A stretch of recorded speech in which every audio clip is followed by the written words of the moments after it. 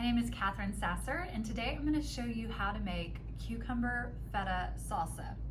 I'm going to start by cutting up my cucumber, and while I do, I want to tell you we've reached the point in the summer where nobody wants to cook anything that requires any amount of heat. And what I'm going to show you today, ooh, cucumber has kind of a bad spot. What I'm going to show you today is one of the best summer dips, main dishes. I don't know, like there's not a wrong way to use it. There's no cooking, it's so cold, it's so delicious, and it comes together in a snap. This is an English, or sometimes called a hothouse cucumber. It comes wrapped in plastic because the skin is not waxy like a normal cucumber, and so you don't have to peel it. It also is technically called seedless, even though it still has like kind of a pulpy region. There aren't full-blown seeds, so you don't need to like worry about seeding it. But what I am gonna do here, and if you've watched the shrimp and avocado dip, you may remember this, but what I like to do if I'm using cucumber in a dip is I'm going to remove this kind of pulpy region because I don't want the water from this part to water down the salsa. So I'm just gonna scrape it out onto this tray just to give my salsa every opportunity to not get soupy. And it's a small step that makes a big difference in the finished product. So that's what we're going for. I'm gonna do it to all sections. The other thing I wanna say about this recipe is, even though it's technically labeled a salsa, and I love to eat it like with pita chips as part of like, I guess, some sort of Greek menu, this makes a delicious side dish or topping for grilled salmon, grilled chicken, or honestly, if you take like a bed of lettuce and you add some tomatoes and chopped peppers and other, ingredients, this is a great salad topper. You can kind of turn it into a dressing or a salad enhancer.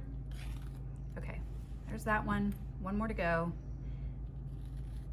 Just run your spoon down the fleshy part, kind of creating a little rivet, and then scrape it out.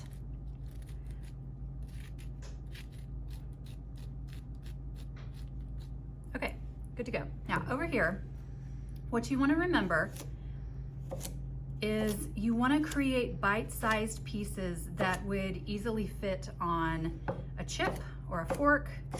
You don't want it to be huge chunks. You just want it, but you also don't want to pulverize it because then you'll have mushy salsa. Nobody wants mushy salsa. So I like them to look just kind of like mid-sized cubes that you could easily scoop up with a pita chip or on your fork. And we're gonna cut up the whole cucumber. This is definitely one of those recipes that could easily be scaled either up or down based on what you like or what you have. I have made this for parties for a crowd, using tons of cucumber, tons of all the ingredients, and it's fabulous. We recently made this as part of our Hurley House, one of our staff dinners, and we sent it home with chicken kebabs and couscous and hummus and olives and pita chips. And it was one of those dinners that you just sort of like create a plate from all the delicious ingredients. It all mixes together and the flavors are just fantastic.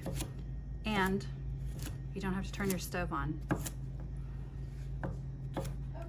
Okay, so this is the end of our cucumber. And that's really the base. Everything else we're gonna add is gonna not be in large of quantity as the cucumber. So this is the thing you want the most of. The second ingredient we're gonna use is a red onion. And I'm gonna show you, the recipe calls for half of a red onion, which, I mean, it totally depends on how big your red onion is. I don't even know how to tell you, but like half of a red onion. I like a little bit of red onion, but too much red onion is not my thing. Too much raw onion in anything is not my thing. But I do like the color that this provides, and I do like the little bit of onion bite without giving me what I would call like onion breath. It's just the right amount. So what I like to do here is take off the outer portion that's kind of tough and rubbery or has the bad spots on it. The way I slice an onion is after I've cut off both ends and removed that, I lay it down on its flat side, and I'm gonna make cuts but not go all the way through. So I'm gonna kind of stop right before I go all the way through.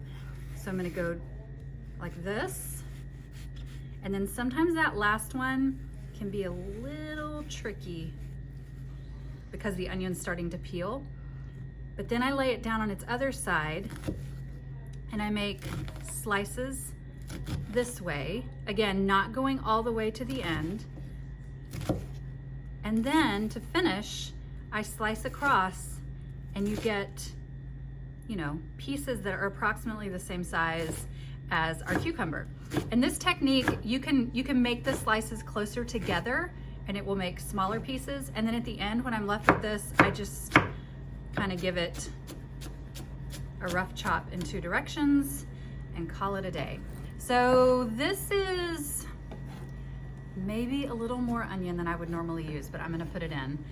2 handfuls of onion for every cucumber is about right. But again, goodness, do it like you like it.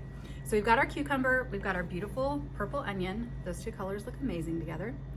The next thing that we're gonna add is some fresh dill. Dill is like the scent of summer. It goes so well with cucumber. It's got a very fresh flavor without being overpowering. If you're serving this with salmon, dill and salmon are a natural pairing. I do not fuss around with worrying much about the stems. If there's like a gargantuan one that's obvious, I may pick that out. But basically, I am just gonna go through the stems until the leafy fronds, till I reach the end of them. And then I'll give it another rough chop and add it to the bowl.